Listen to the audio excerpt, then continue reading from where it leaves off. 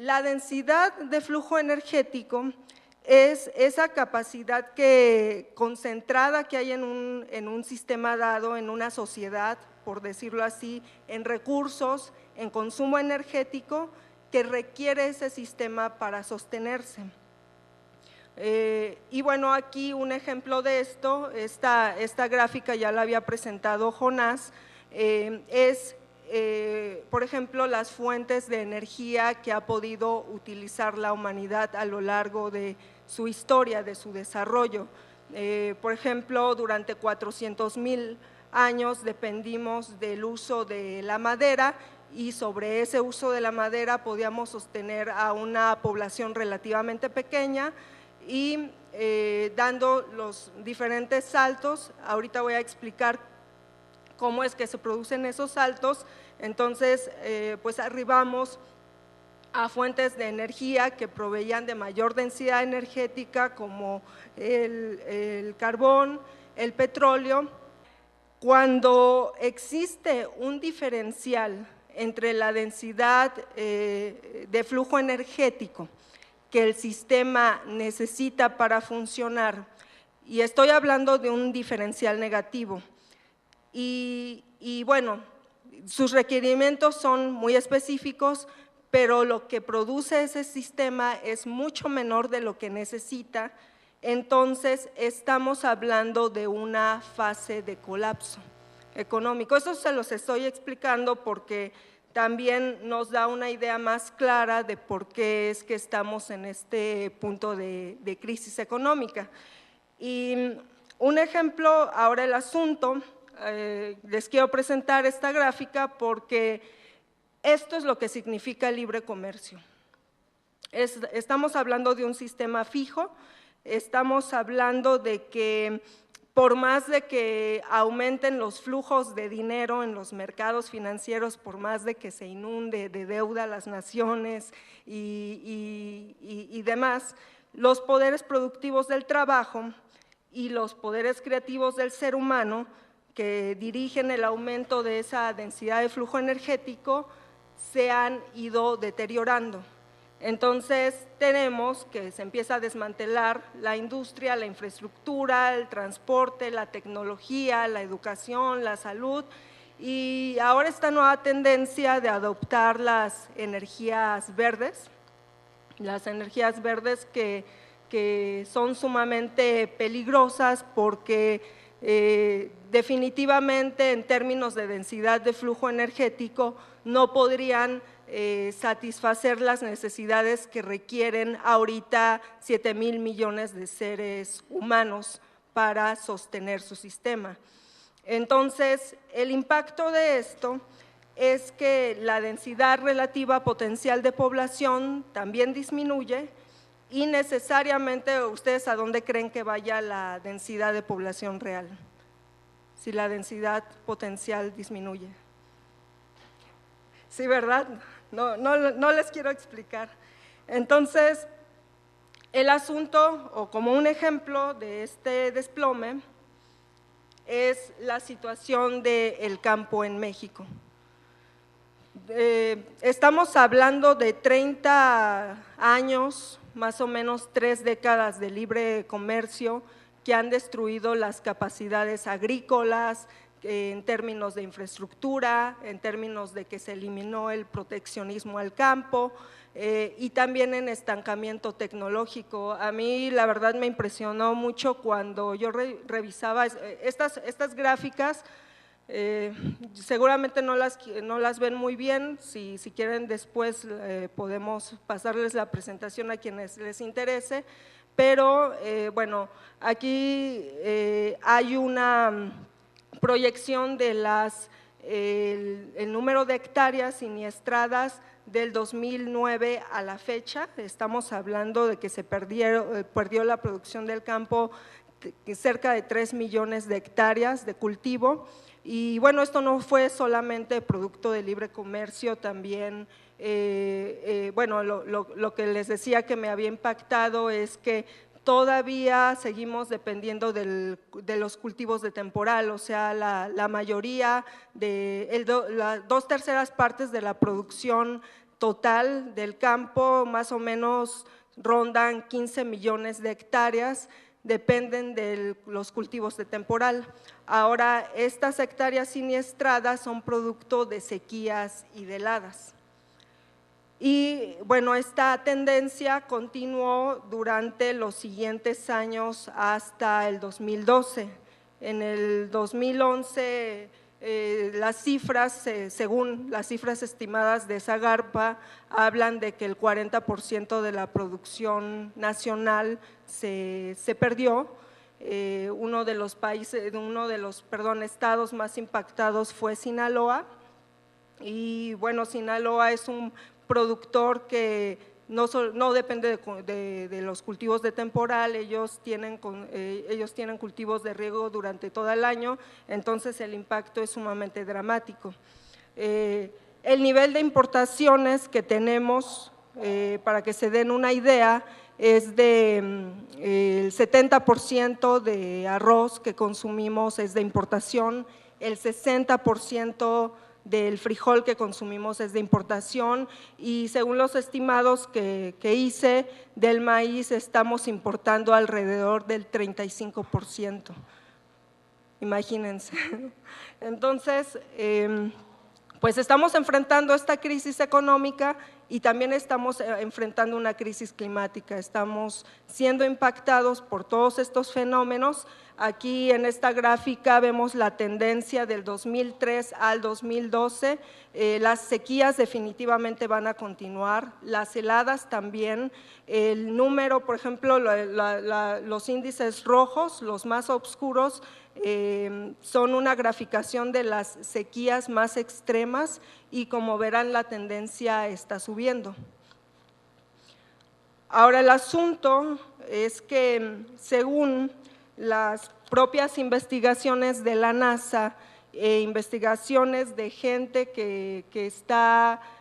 siguiendo monitoreo del clima aquí en México, como del Instituto de Geofísica de la UNAM, incluso de parte del Congreso también, es que vamos hacia no es como dicen los ecologistas, que vamos hacia un calentamiento global, sino la tendencia es que vamos hacia un enfriamiento.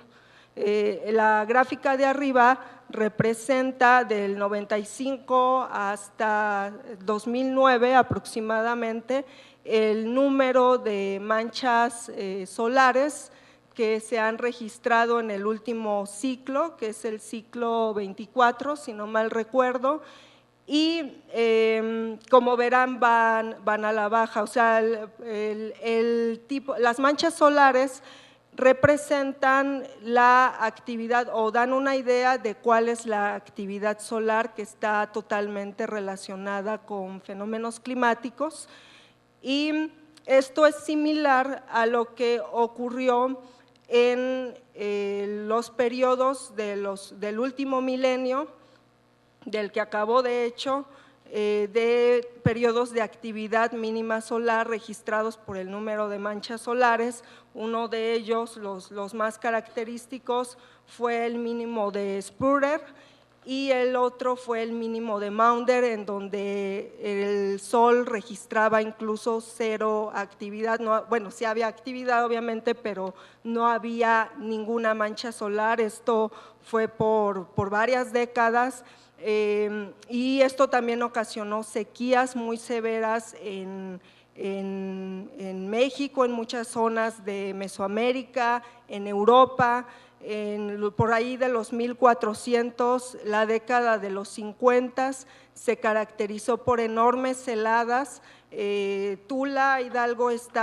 por 6 días estuvo cubierto de nieve, hubo hambrunas espantosas y esto impactó también socialmente. Para que se den una idea del nivel de desesperación de la gente, la misma gente aceptaba venderse como esclavos, vendían a sus hijos, etcétera. Era una situación espantosa y también desaparecieron algunas civilizaciones. Por ejemplo, una de las teorías es que durante los vikingos que colonizaron Groenlandia y que en el periodo de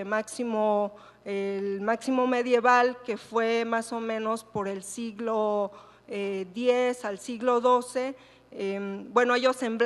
imagínense, ellos en Groenlandia sembraban cebada, ellos tenían ganado y eso se colapsó en los siguientes años. Esa es una de las hipótesis por las que se extinguió la cultura vikinga en Groenlandia. Ahora el asunto es que, bueno, tenemos estas condiciones, tenemos esta tendencia al enfriamiento y también en el caso de nuestro país, las partes rosas que pueden ver en el mapa y las partes amarillas son las zonas de sequías más extremas. Como verán, es la mayoría de nuestro país, la naturaleza no es tan armónica, también tiene sus fallas y la mayoría de la geografía de nuestro país tiene esas irregularidades. Todos sabemos, en la parte norte, en la parte sur tenemos altas concentraciones de aguas, cada año es lo mismo, las inundaciones típicas de Tabasco, de Chiapas, de Veracruz, etcétera, y por otro lado las tremendas sequías que arrasan el norte de nuestra república. Así que sobre esto, bueno, seguramente debe de surgir la pregunta, ¿cómo es que el ser humano es capaz de hacerle frente a este tipo de escenarios y cómo podemos aumentar esta densidad de flujo energético y así transformar las condiciones físicas para revertir este proceso de colapso que vemos muy claramente hacia el que vamos? Ahora, la forma en cómo el ser humano aumenta esta densidad de flujo energético, seguramente se habrán hecho esa pregunta, es con las aportaciones de su mente. No hay más. Es algo inmaterial, de esto que les estoy hablando. Así que el tipo de sistemas que necesitamos tienen que estar dirigidos necesariamente al aumento de los poderes creativos del ser humano.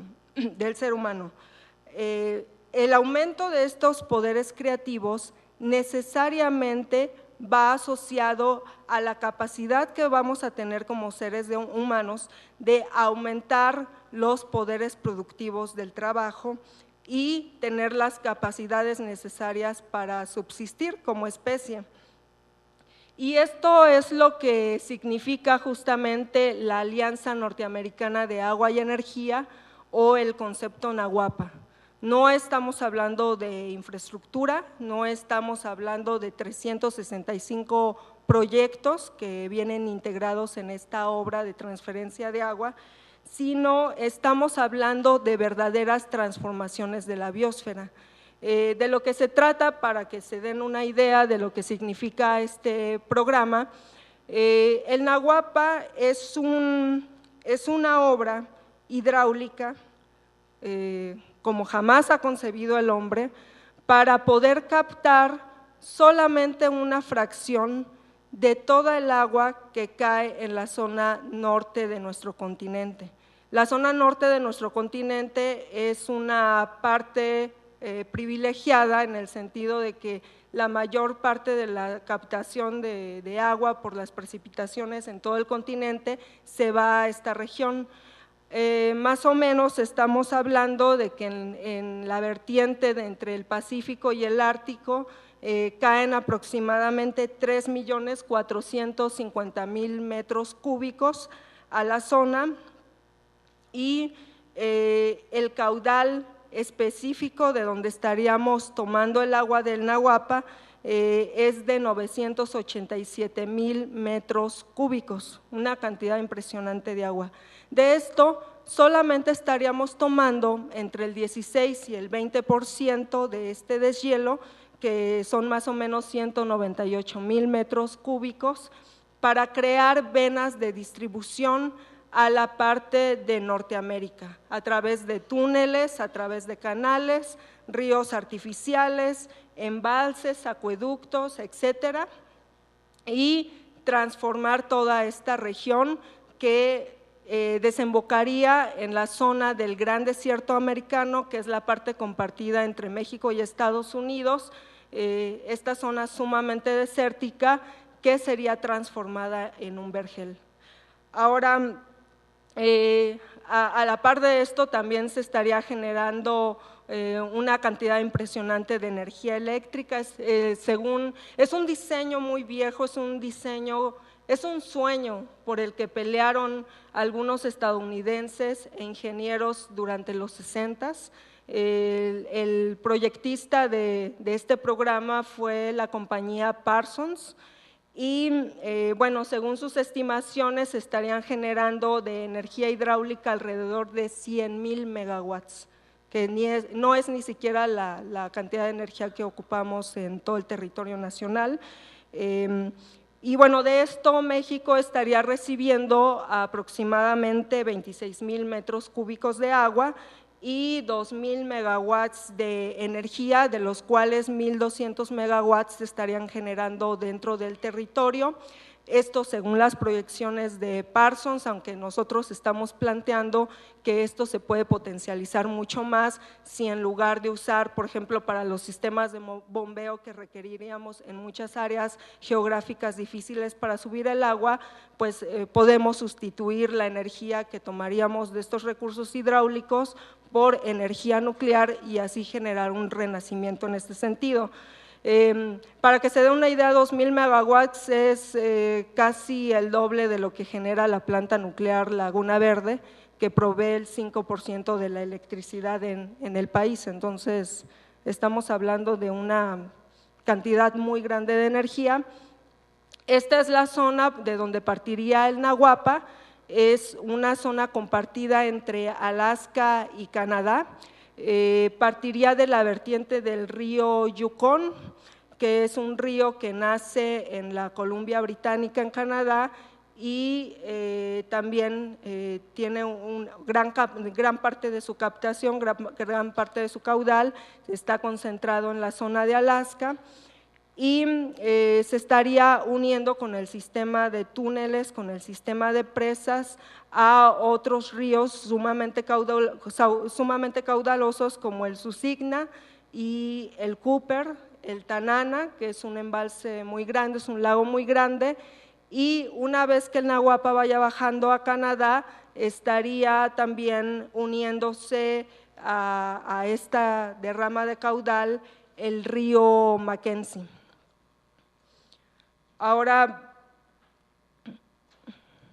para que se den una idea, las aportaciones del Nahuapa serían de alrededor de 20 millones de acres nuevos para la agricultura. Estamos hablando que simplemente para la zona de los estados compartidos en la parte del Gran Desierto Americano, en el caso de Estados Unidos que son California, Nevada, Utah, Arizona, Nuevo México y Texas, estaríamos irrigando cerca de 8 millones de hectáreas nuevas para la agricultura. Y en el caso de México, las aportaciones para los estados de Baja California, Sonora, Chihuahua, Coahuila, Nuevo León, Tamaulipas, serían de poco más de 2 millones de hectáreas. Ahora, más o menos, la suma serían de 10 millones, pero bueno, esto es en términos cuantitativos. A mí me gustaría abordar más la parte de las aportaciones cualitativas del Nahuapa. Estamos hablando de un proyecto de gestión de aguas en donde el ser humano va a dirigir los escurrimientos que se van al mar, que no se aprovechan porque mediante los procesos de evaporación nuevamente llegan a la región, pero nunca participan dentro del continente, nunca participan en el desarrollo de la vida. Entonces, al abrir estas venas, estamos hablando de que el ser humano va a dirigir la voluntad que el agua pues definitivamente no tiene. Y pues estamos hablando de retos para la ingeniería, estamos hablando de crear megapresas mucho más grandes que la presa Hoover, que tiene distancias de altura de más de 221 metros. Estamos hablando de la hidratación de la zona de los Grandes Lagos, en la zona americana, de también poder purificarlos, porque muchas de estas concentraciones de agua fósil están sumamente contaminadas. Estamos hablando de control de inundaciones, de reforestación de zonas que no tienen en este momento absolutamente nada, y estamos hablando de también grandes transformaciones biosféricas, de que el gran desierto americano va a ser convertido en un vergel. Para esto hay algunos ejemplos, hay algunos antecedentes de lo que fueron proyectos como el Valle Central de California, que fueron parte de los planes de Franklin Delano Roosevelt cuando empezó a desarrollar productivamente toda la región de Norteamérica para darle una alternativa a la gente y para darle una esperanza de vida, y que bueno, fueron los elementos que sacaron a Estados Unidos de la condición horrible de la Gran Depresión. Ustedes pueden ver en este mapa, en esta imagen, cómo es que el Valle Central de California está rodeado de desierto, pero esta parte en específico es totalmente verde, es totalmente productiva. California se convirtió después de ese sistema de proyectos en la quinta economía a nivel mundial, un solo estado de la República, de un país en específico. Y también, bueno, pues incluso hubo transformaciones en los patrones del clima. Actualmente esta zona tiene 2 o 3 grados centígrados menos aproximadamente según la estación, en donde el clima es mucho más fresco de lo que hubiera sido cuando era un desierto. El siguiente ejemplo es la zona de las praderas en Canadá, que es esa partecita que está en amarillo hasta la parte naranja, y esa zona en los 1930s era nada, era una polvadera, incluso en ese periodo hubo grandes concentraciones de polvo en la región que abarcaron miles de kilómetros, y ahora es una de las zonas más productivas de Canadá. En esta zona se siembran las principales producciones de trigo, y actualmente Canadá es el 6º exportador de este grano a nivel mundial, gracias a que fueron obras hidráulicas, gracias a que el ser humano pudo hacer estas transformaciones de tierras que por sí mismas no daban absolutamente nada. Ahora, el asunto, bueno, ahorita voy a abordar un poco más de esto, pero necesariamente estamos hablando de impacto en el empleo productivo, estamos hablando de empleos calificados, no estamos hablando de que vamos a mandar a la gente a trabajar al Oxxo, a trabajar aquí pues al empleo, al comercio ambulante. Le estamos dando esperanza de vida a la gente que en esta región, especialmente del norte, pues no tiene otra alternativa más que el narcotráfico, más que el crimen organizado. Imagínense el impacto, las transformaciones culturales de las que estamos hablando en ese sentido. Los empleos estimados directos en el Nahuapa son de alrededor de 4 millones, y si introducimos el elemento del desarrollo de la energía nuclear en todo este sistema, estamos hablando de 1,5 millones de trabajos calificados más. Ahora, también estamos hablando de creación de nuevas ciudades. Ya saben que la gente cree mucho en la sobrepoblación porque pues vive en la Ciudad de México y se mete a Pino Suárez a las 2 de la tarde, pues claro que estamos sobrepoblados, ¿no? Si tenemos ese parámetro, pero si vemos un mapa satelital, la mayoría de la tierra está totalmente despoblada. Entonces estamos hablando de darle una perspectiva de una mejor calidad de vida a la población con ciudades más planificadas. En Alaska simplemente estamos hablando de 5 nuevas ciudades con el Nahuapa. Hagan sus estimados de cuántas nuevas ciudades podríamos tener en la zona de la fronteriza entre México y Estados Unidos.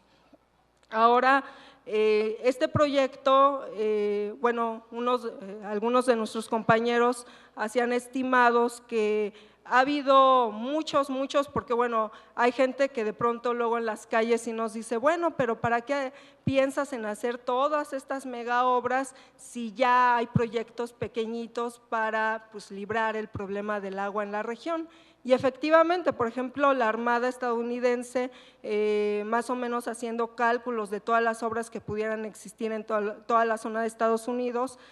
hacían estimados de más o menos 3,150 proyectos. Con el Nahuapa estamos hablando de mayor eficiencia porque estamos hablando de la creación de solamente 369 proyectos. Y estamos hablando de capacidades tecnológicas de la más alta estima, como alternativa a lo que planteaba Parsons, podemos proveer energía nuclear para el sistema de bombeo que se va a requerir con 65 nuevas plantas modulares que tienen más o menos, que estimaríamos que bueno, son reactores nucleares chiquitos de 400 megawatts cada uno, que no solamente servirían para proveer electricidad, sino también para hacer transformaciones químicas, para la desalinización de agua y para otros procesos químicos industriales. Ahora, también estaríamos desarrollando este potencial con la industria minera desde el Pacífico hasta la bahía Hudson, que es más o menos esta, ay, no lo puedo señalar, creo que con el mouse. Más o menos esta zona es mucho más grande y hasta la zona de los Grandes Lagos. También estamos hablando de la necesidad de crear ferrocarriles que serían el inicio de poder crear un puente terrestre mundial. Estamos hablando de desarrollar nuevas rutas, de hacer conexiones entre el Pacífico, el Atlántico, el Ártico e incluso el Estrecho de Bering para hacer conexiones intercontinentales. Para que se den una idea, solamente de la región de Alaska a la Columbia Británica, que es la parte que se ve acá, estamos hablando de más de 3,000 kilómetros. O sea, solamente les doy este dato para que se den una idea de la magnitud de lo que significaría hacer estas conexiones. 3,000 kilómetros es más o menos lo que mide la frontera en el norte de nuestro país, o el doble de la distancia de aquí a Yucatán. También, bueno, estamos hablando de conectar ya con una visión de un Nahuapa extendido hacia el Ártico, y ahorita les explico brevemente por qué la necesidad del Ártico. Estamos hablando de conectar los 104 kilómetros que representaría la conexión entre América y Asia-Pacífico, y sobre todo el Nahuapa significaría la creación de un motor científico. Esta es la característica más estimable del Nahuapa. Estamos hablando de una coordinación científica y tecnológica de efectos que no se pueden predecir ni a corto, ni a mediano plazo, ni a largo plazo, en donde requeriríamos miles de científicos. Por ejemplo, la creación de túneles nos estaría llevando a investigaciones geológicas para hacer hallazgos en la corteza terrestre y en la vida, para la minería, el desarrollo de la minería en los desiertos cálidos como el Gran Desierto Americano o los desiertos fríos como la zona ártica. Y también estamos hablando, señoras y señores, sí, de cambios de patrones climáticos. Como les explicaba en el ejemplo del Valle de California, y en estos efectos que estaríamos, Jonás había abordado cómo es que la vida se ha encargado de la estructura de la atmósfera actual que tenemos, pues de la que podemos gozar como seres humanos, como seres vivos, y estaríamos al reverdecer un desierto como la zona del Gran Desierto Americano, imagínense la parte de Sonora, estaríamos alterando el ciclo del agua, el ciclo del nitrógeno, el ciclo de carbono, entre otros, el efecto de la evapotranspiración, las mayores fuentes de humedad que se dan o de las que se provee, por ejemplo, la precipitación que cae en los continentes, viene de la transpiración de las plantas, o sea, del 100% de la evaporación, más o menos entre el 30 y el 40% proviene de la evaporación de los océanos o de los lagos, pero la evaporación, la fuente de evaporación de agua principalmente para la atmósfera viene de la transpiración de las plantas. Entonces, necesariamente pues estamos hablando de cambiar esos patrones, de hacer más frescos los ambientes, para que se dé una estimación, el agua se recicla más o menos entre 2.7 veces dentro del continente antes de que vuelva al mar, y esto es por acción de las plantas. Entonces, esto va a significar el que llevemos más vida a las zonas áridas. Aquí tenemos un ejemplo de este fenómeno que ocurre, por ejemplo, en la región del Amazonas, que es esta zona verde que se ve, y abajo está una imagen satelital en donde tenemos toda la parte llena de nubes, producto de la transpiración de las plantas, y tenemos un efecto contrario en el desierto de Altar, que es la imagen que se ve al lado, es el desierto de Sonora, parte del desierto de Sonora, y esta misma dinámica de estas nubes que provienen de la vegetación del Amazonas también atrae más concentraciones de humedad de los océanos. También esto impactaría, obviamente, pues en una región como Sonora ya totalmente hidratada, pues también estaríamos llevándoles más concentraciones de CO2, ni modo, es el alimento de las plantas favorito, el alimento número uno, y pues sí, estaríamos aumentando las concentraciones de CO2 en esta región. Y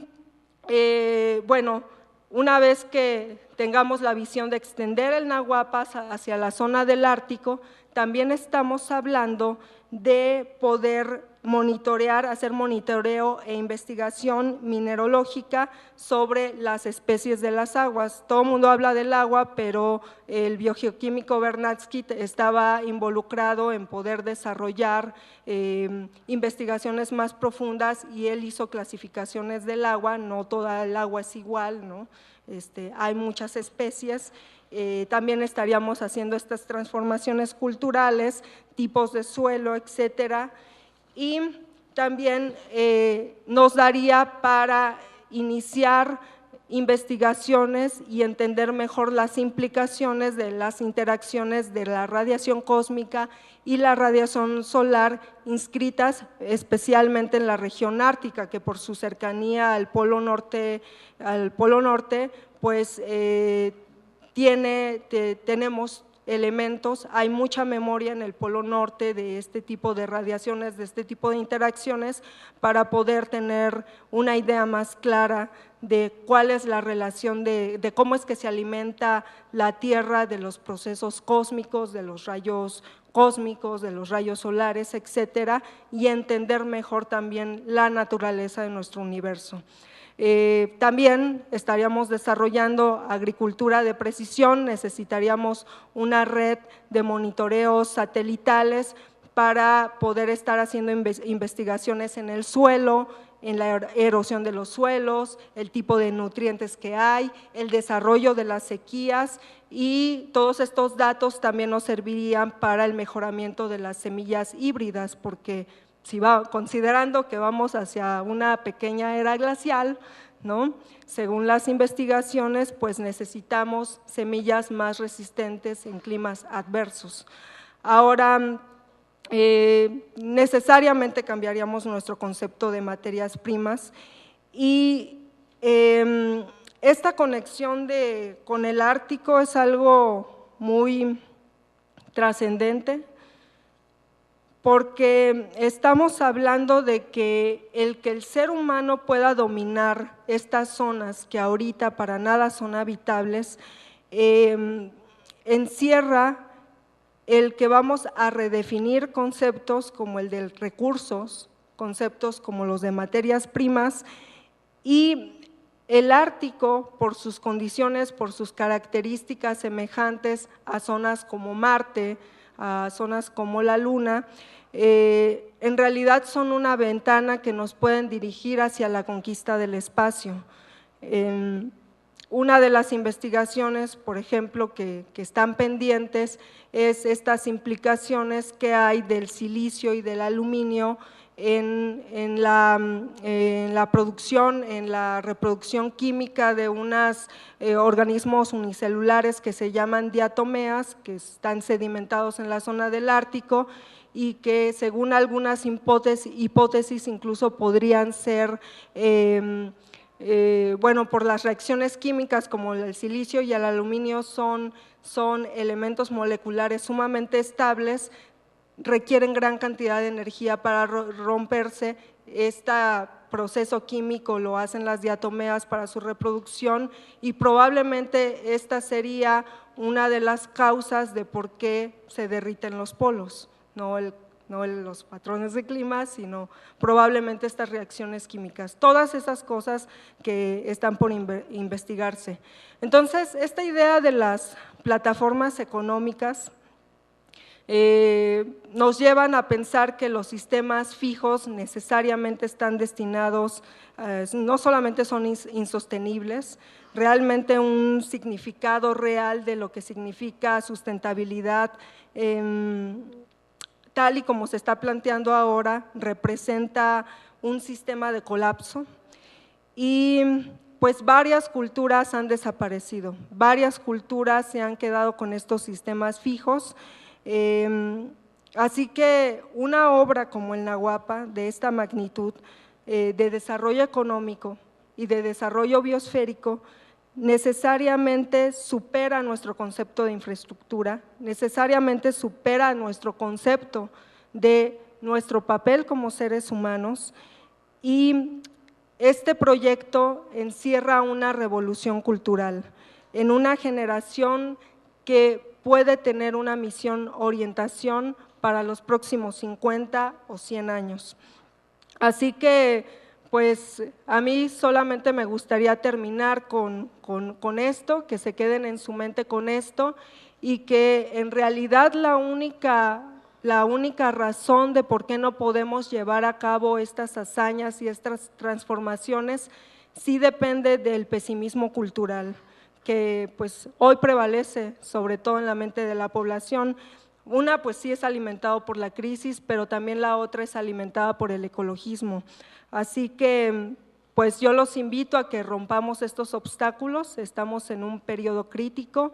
y si no damos estos saltos necesariamente estamos destinados a la extinción. Muchas gracias.